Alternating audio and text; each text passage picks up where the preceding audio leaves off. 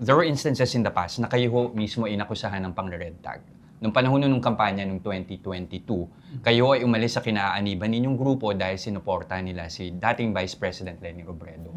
Na ayon ho sa inyo ay merong link sa communist movement. Later on naman, dinabak din syempre ng kampo ni Robredo. Hindi ko kaya nakakabahala na magluluklok tayo ng isang mambabatas na meron nung kakayahan to actually just red tag or associate someone sa communist movement.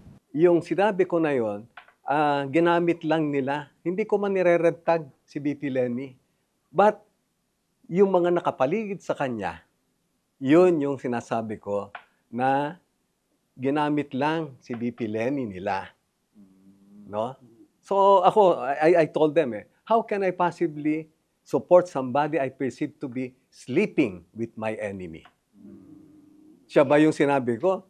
Hindi naman siya. Oh, that's why you were present naman dun sa, bumisita kayo sa Sa Angat Angat Buhay Buhay. Yes, office nila. nag-usap kami and sabi nga niya, nakapag-move on na kami. Mm. At yung sinasabi na red tag, hindi nga ako nagreklamo nung ako naman ni red tag nila. Na bakit daw ako sumali sa isang line-up na naandun yung si Saturo Campo, naandun yung sa masa.